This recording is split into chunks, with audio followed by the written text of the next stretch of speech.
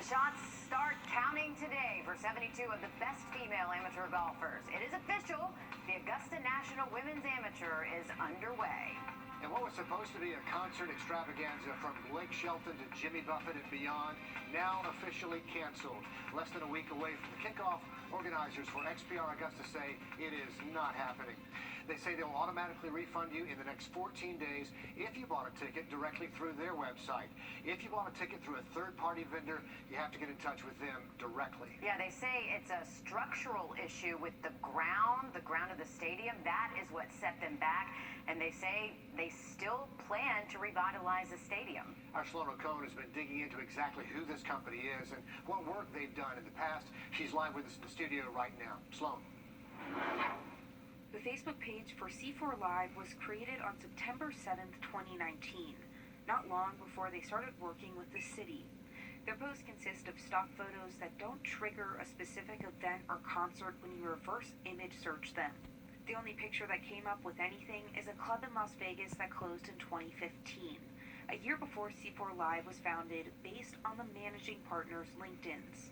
The rest of the posts are promoting big-name concerts like Harry Styles, but they aren't the company in charge of, or their Tuesday tunes where they share their favorite songs of the week, but nothing showing their own past events. Same for Twitter and Instagram. They're basically the same feeds as their Facebook.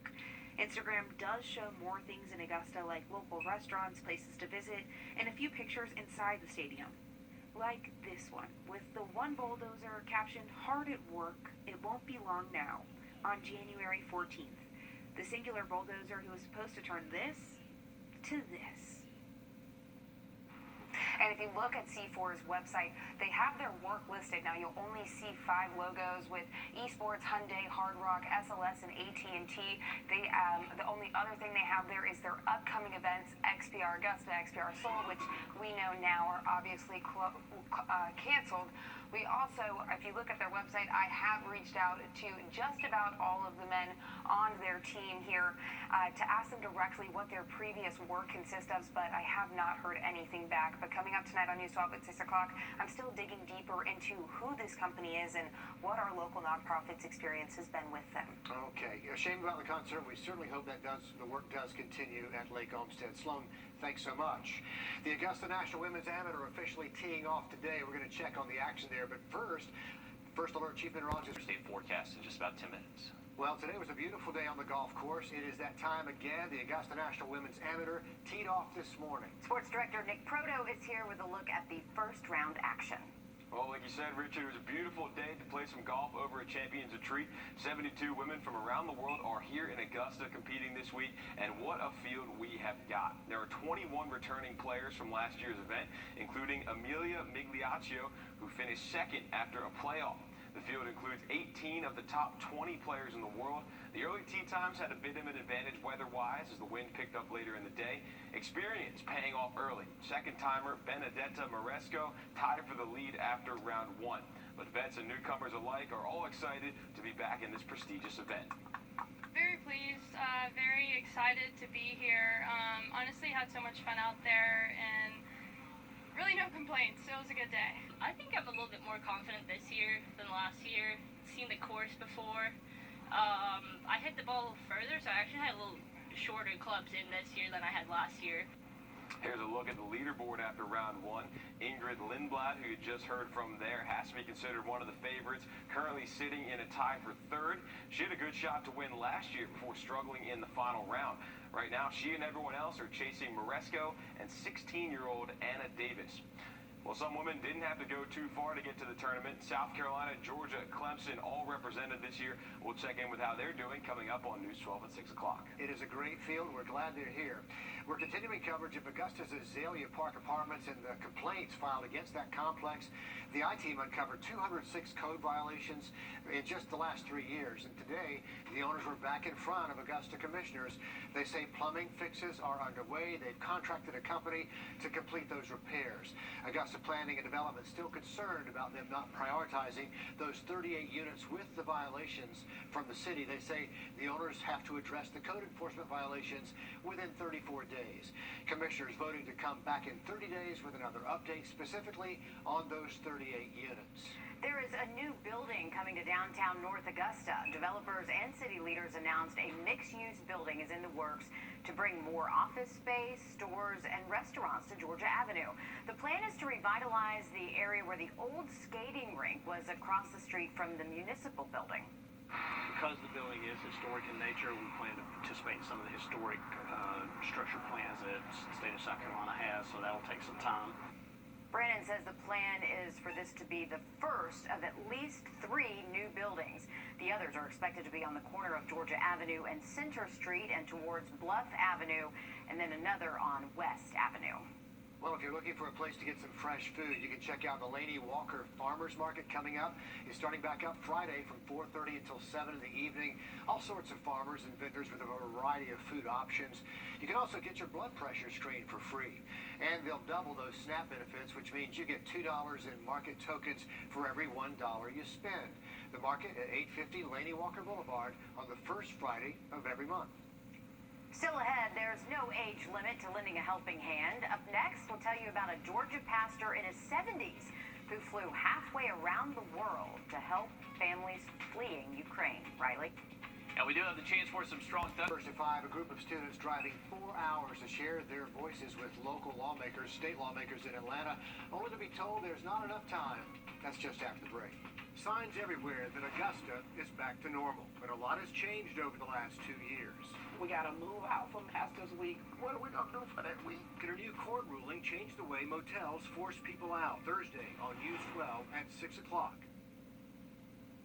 A group of high school students drove more than... They recovered hundreds of millions for injured clients. Call me right now. A group of high school students drove more than 4 hours from Savannah to Atlanta to talk with state lawmakers. Their goal to speak out against a bill that would stop some teachings about race and racism in Georgia schools. But as Haley Mason reports, instead of being able to speak out about that bill, the students were told there was no time in the meeting for their comments. To all the students here, Georgia will remember you for this. That's the voice of a local student in a heated exchange with Georgia senators. He was with a group of more than a dozen students who had driven from Savannah to speak out against a divisive concepts bill in a committee hearing. The group was told no. Georgia students will remember you. Do you understand that? Excuse me. We are having a meeting. I don't care. This is the second time you've done this to me. The students had signed up to testify against House Bill 1084. It would ban, quote, divisive concepts from being taught in Georgia schools, including any lessons that Georgia or the United States are racist. We don't want to encourage children to be pitted against each other. We signed up well in advance. There were 12 people that wanted to oppose it. Instead, the students were asked to stand to be acknowledged and told there was not time for them to speak. We don't have time to do that. We're going to have to move on. I'm letting you have your be recognized. That's what we're doing now. I need you to keep order. Leroy Spann from Savannah was on the front row on the far left. Because they always, representatives and senators say, we want the kids' perspective. So kids came down and they denied our perspective. He and his peers came back to the Capitol today to speak about the bill that they say places limits on what history they can learn in school. The HB 1084 bill silences the voices of the students you claim to be protecting. How long has it been since any one of you have been inside a high school history class? Because for me, it was last Friday. Reading through what is considered a divisive concept, it occurred to me how absolutely absurd these supposed concepts were. In school, we're supposed to be taught about critical thinking in all aspects. You know, like if you read something and you don't like it, it doesn't mean that you can't learn about it. You should learn about things that you feel comfortable and uncomfortable with. Savannah to Atlanta is a long haul. The chairman's office did not respond to a request for further comment about why those students were not allowed to speak. The bill did pass the Georgia Senate earlier this month. It's now making its way through the state house. We will keep tracking it for you. Just into our newsroom, a clarification, a community resource fair scheduled for tomorrow has actually been moved to Friday. They're making this switch because of possible storms that we mentioned that are rolling in tomorrow. They're still going to be open from 10 until 2 on Gordon Highway. The goal is to connect those in need with various programs and giveaways and job placement information. Coming up next week, USC Aiken is hosting an event to talk about the graphic novel Mayus after a school board in Tennessee banned the book earlier this year. They're going to talk about the book, the overall context, and the ban itself. Professors will lead a discussion, and you can ask questions. If you want to check it out, it's on April 5th from 3 to 4:30. Take a minute to think about all the things things you have stored on your computer. I mean, all the things, all the pictures, all the videos. If something happens, all of that could be gone forever. Jamie Tucker explains why and how you should back up what you own. The chance of losing everything on your computer is not enormous, but it does happen. And there's a difference between backing up a computer and saving copies of all of your files. Backing up a computer means everything on the computer, including the programs, saved somewhere, and if something happens, you can restore it onto a new computer and everything's going to work fine. Whereas if you just save copies of each file, those are the only things you're going to get back. But the easiest option is a backup service like Carbonite, an annual subscription of about $100 a year. And as you add photos and files, they're backed up automatically in the background to the cloud. For saving copies of the data, Dropbox, Windows, Amazon, and Google offer free storage plans, but you may have to pay monthly for enough storage. Another option is to buy a portable hard drive and save the files yourself. Some external drives back up files in the background and overnight. Losing your hard drive can happen because you accidentally delete the files, or the computer gets damaged, or the hard drive crashes. You can pay a tech to try and recover them, but it doesn't always work. Ransomware is another culprit. A cybercriminal installs a program on your computer that encrypts all the files until you pay a ransom. If you choose to back up to a portable hard drive you own, now this is important, malware will encrypt all of the hard drives. So once you back everything up to a hard drive, unplug it from the computer and store it somewhere safe. Is this an overreaction? I don't think so, and you won't either if something ever happens to your computer. That's What the Tech. I'm Jamie Tucker. Yeah, better safe than sorry, right? Well, one recent study suggests about 30% of all computers are currently infected with virus or malware without you even knowing it. Yes, and that malware can encrypt the files at any time. It's definitely worth backing up pretty much everything, Riley. Absolutely. Can never be too safe. Better to be safe than sorry, for sure. Same thing for our forecast tomorrow. From the station that's on your side, this is News 12 at 6 o'clock. Concerts canceled with just a week until it was set to start. Plans now off for the big concert series at Lake Olmsted Stadium. New details and an explanation from the company in charge and where you can go to look for your refund. The first day one of the Augusta National Women's Amateur in the books now. 72 women from around the world teeing off today at Champions Retreat. The first 18 holes are under their belts, and tomorrow, after 36 more, they'll make a cut, sending the top 30 on to play the final round at Augusta National Saturday. We have team coverage for you, bringing all the highlights on and off the course straight ahead. But let's talk about the weather, because we're going to get a live look here. Look at that Thursday forecast in just about 10 minutes. Riley, thanks a lot. Lake Olmsted Stadium will sit empty a bit longer. The big concert series set for next week is now canceled. The company in charge, called C4 Live, made that announcement in the last few hours, just a week before the concerts are set to start. We're talking about acts ranging from Blake Shelton to Nelly and Pitbull, and this comes after weeks of questions about the structural issues on the stadium grounds there. News 12's Claire Allen live for us at the stadium, and Claire, C4 says that's ultimately what led them to cancel today, right? That's right, Richard. C4 Live is pulling the plug on concert series that was supposed to take place in Lake Olmsted due to the fact of the stability of the ground. Now they say they are looking to improve stuff and later on in the future, but now you can look and see when you can expect the refund. Well, that's all we've been looking forward to. Erin Carrillo and her friend were set to travel from Woodstock, Georgia to see Blake Shelton at the XPR Augusta concert series. Now their excitement has turned to disappointment. And it being a week away, I mean, how do you not know if you're having a concert or not, you know? Like others, they brought tickets to a show that would not go on and would have to make adjustments. We've paid for a hotel, getting there. I actually have till Friday to cancel my Airbnb or I don't get my money back. Getting your money back would be a waiting game.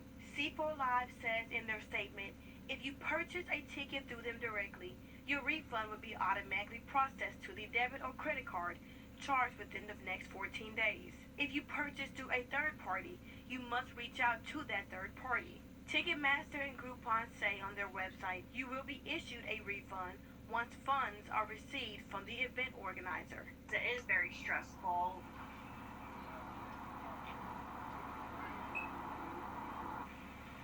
C4 Live also mentioned in their statement you do not need to contact them or their sponsors at the City of Augusta to receive a full refund. They say renovations will continue on Lake Olmsted for more events in the future. I know a lot of frustrated people out there tonight, not the news they were hoping for, Claire. Thank you. We do know there are still several unanswered questions, a lot of frustrations for ticket holders tonight, making sure they're able to get those refunds. Right. We've reached out to several of the event organizers with little to no response. So we started looking into the company in charge of all this. News 12 Sloan O'Connor live in the studio with what she found. I've looked through all of their social media accounts, websites, employees' LinkedIn's, reverse image search photos from their posts on previous events. Since the announcement, XPR Augusta's website has already taken down everything and only put up the cancellation statement. Work listed on the C4 Live website, 5 logos from EA Sports, Hyundai, Hard Rock, SLS, and AT&T. Under upcoming projects, the now canceled XPR Augusta events. Their Facebook page was created on September 7th, 2019, not long before they started working with the city. Posts consist of photos that don't show their events or functions when you reverse image search them. The only picture that came up with anything, a club in Las Vegas that closed in 2015. That was a year before the company was founded based on the managing partner's LinkedIn page. The rest of the posts are promoting big-name concerts like Harry Styles, which they aren't in charge of. Once again, no past events. On Instagram, on January 14th, the single bulldozer who was supposed to turn this to this.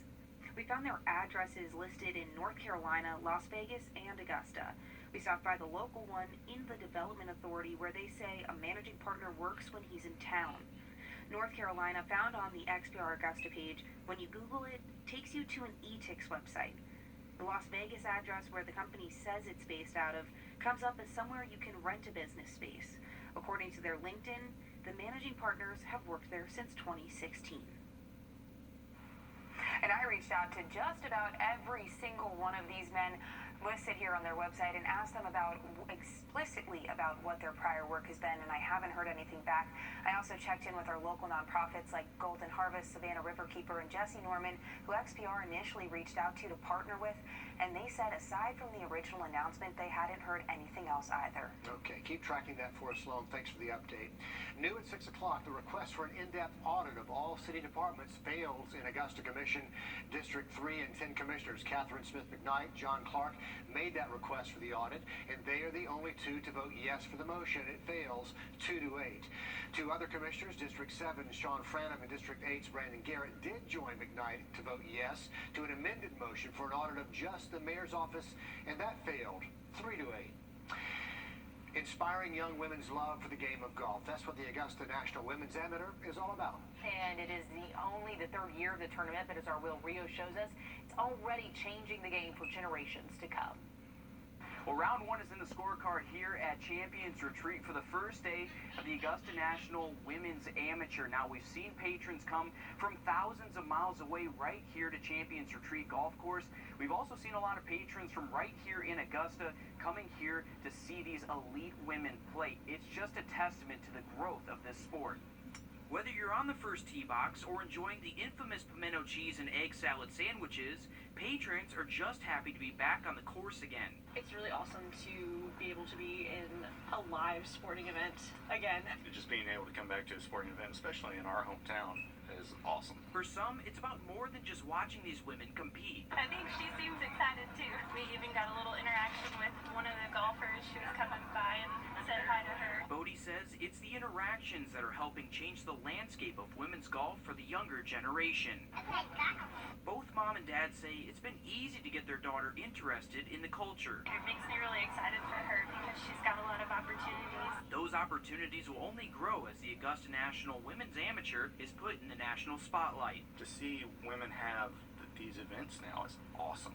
Because, I mean, we were, cheering on our women the whole time. So now that they have an avenue where they can actually be on TV, be shown how good they are, it's fantastic. Patrons hope to see this only drive upwards. To be able to give them that platform, I mean that's huge, and I hope to be able to see it grow and to see more of the national and golf fans embrace this part of the tournament as well. At Champions Retreat, Will Rio on your side.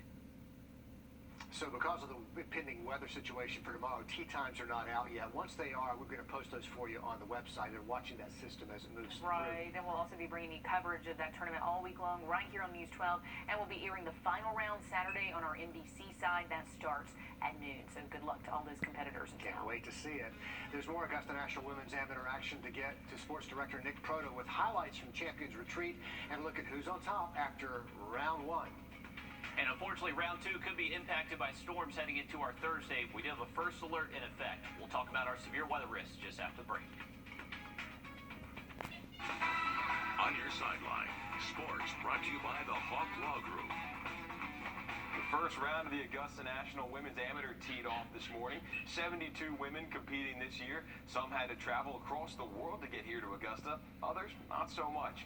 Kentucky's Jensen Castle is from West Columbia. She's making her first Women's Am appearance, as is USC's Hannah Darling. Clemson has a pair of golfers as well, and Savannah Gruwall and Ivy Shepard, both making their debuts. Both women shot 7 over on the day, so they have got some work to do to make the cut. And representing the University of Georgia is Jenny Bay. Bay is from outside of Atlanta and now plays for the Dogs. She shot a 4 over 76 on the day, good for a tie for 39th. I'm very honored to represent my school, but also the state. I've played really well competitively when it comes to playing for the GSGA Association, and hopefully I can bring that mood and all that good scores here. So here is a look now at the leaderboard. Everyone chasing Benedetta Moresco and Anna Davis right now. The top 30 make the cut, so Darling's in a good spot. Bay is right there on the cut line, and Gruwall and Shepard have got some work to do. Hopefully the rain isn't too bad and everything goes smoothly tomorrow. In other news, a rivalry renewed on the diamond tonight. AU and USC Aiken were set to play tomorrow at SRP Park, but weather moved the game a day up until tonight. It hasn't been a great season for either club. Both teams under 500 on the year, but this is their first meeting of the season, so you know they would both like to knock off the other. First pitch for this one is in about 20 minutes. The Gamecocks cleaned up National Women's Basketball Awards. Dawn Staley won Coach of the Year for the second time in 3 years. Aaliyah Boston won both Naismith Player of the Year and Defensive Player of the Year. The Gamecocks continue their national championship quest Friday against Louisville. Finally this evening, congratulations to Evans senior Javon Bradford. Bradford signed his national letter of intent yesterday to run track at Lander University. Still ahead, the city of North Augusta turns the page. This historic site just sold. What city leaders have planned for its future?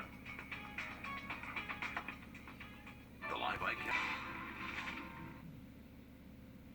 It is the next big step to making North Augusta a better place to live, work, and play. North Augusta Forward just finalizing the sale of the old skating rink and carpet shop on Georgia Avenue to a developer. And News 12's Craig Allison is on that story today. And it is exciting news. He's here to tell us what's next for that property. Craig. Yeah, with today's announcement, the hope is to completely renovate the historic Gateway property by Masters time this next year. This includes parking, a park for families, and a stage for entertainment. Past this, plans for this project will add at least 3 additional buildings that stretch along Bluff Avenue and stop at West Avenue. The total budget is estimated to be between $12 and $15 million. The revitalization will be a development of office space, retail, and restaurant space. I can assure you there's been a lot of folks over the last few years who want to buy this building, tear it down, and put something up that doesn't fit in our downtown. So I'm very appreciative of their willingness to wait till we got the right person. North Augusta's timeline with Palmetto Peach Development started back 6 weeks ago when they initially submitted these plans. There are also plans to couple this with plans to connect the Greenway to downtown North Augusta. Looks good, Craig, and you say they have to have it, at least part of it open by Masters Week next year. Can't wait to see the progress over there. The owners of the Azalea Park Apartments are back in the hot seat. Just in the last few hours, the owners went before Richmond County Commissioners for a 3rd time with plans to move the complex in the right direction. It's the same complex our I-team found more than 200 code enforcement violations racked up in less than 3 years. Today, the owners say plumbing repairs are underway and they've contracted with another company to complete some other repairs. Commissioners asked the owners to return in 30 days again with another update. Party Augusta back for this year's Masters Week. This year, that tradition will be in South Augusta and not downtown. Plus, new this year, it'll be a two-day event series, and it's all free to check out. The event will be April the 6th, and then again on the 8th on Windsor Spring Road. I believe it's a plaza out there. You can catch performances from 5 until 9. Food trucks, a dance party, all part of that big plan to party. It's been nearly 6 months since the Partridge Inn closed its doors for renovations, and now they're unveiling those brand new changes just in time for the tournament.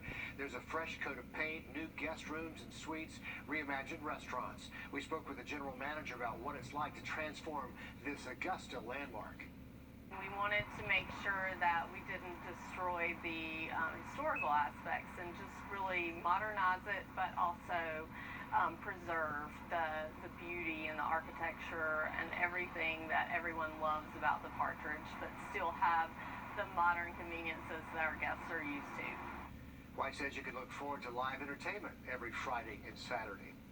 Just in tonight, day 2 of Project Life's Resource Fair is rescheduled because of showers in the forecast, possibly some storms tomorrow.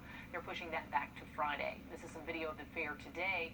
They'll be offering free food, free clothing, haircuts. They'll also have job, financial, and family resources. Again, day 2 pushed back to Friday, and this is at Project Life off Gordon Highway from 10 to 2. And remember, we are expecting some stormy weather to start